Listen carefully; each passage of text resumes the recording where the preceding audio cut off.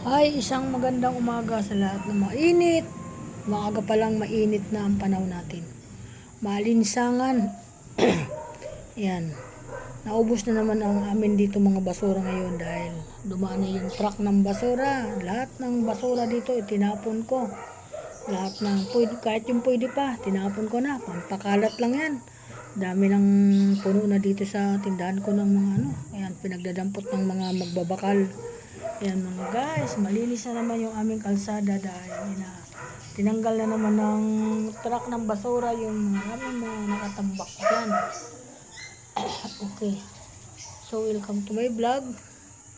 Good morning everyone. Ako po dito na humaling sa mga balita na aking napapanood.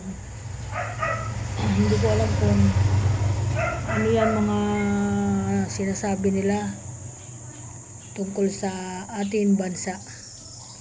Mahirap na magsalita kasi ano yan? Malunggay, bumila ko ng gulay. Oh, Sinalansan yung talbos, pagdating ko sa bahay, wala yung malunggay, naiwan. ay binalikan mo uli. Ikaw, Walang iya. Kaya nga minsan ako ganun eh. Iniiwanan ko eh. Ayan.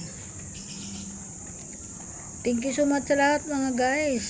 Nandito na naman ako sa tindahan ko tatambay. Di pa ako ngayon nag-aalmusal dahil wala ako dito na magbantay. So marami na ako na naiayos dito. So gising pa yung anak ko dun sa bahay. Mga anak ko gising pa. Tanghali na sila magising. Sabi ko, ako naman, ang aga-aga ko nagigising. Nandito na ako sa tindahan ko. Ganun ako. Kaya marami naman doon na luto na ulam kagabi. At iyan na lang ang kakainin nila. Okay, bye-bye. Bye-bye po sa lahat. May sunrocks ka dyan? Oh, meron. Color safe? Walang color shape, puti lang. Naubusan ako. Mamaya pa ako pupunta sa Oo. Mamaya pa ako magkakaroon. Color shape daw na sunrocks. Nakalimutan ko bumili kahapon. Yun pala ang wala. Yan mga guys, naubos na.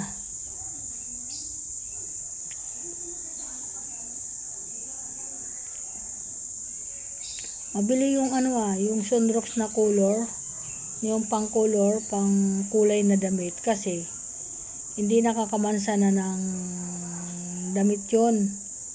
Kumbaga maganda pang lagay kahit may decolor, hindi mag-iibang kulay yung atin mga decolor kasi pang doon talaga ang purpose niya, yung color shape.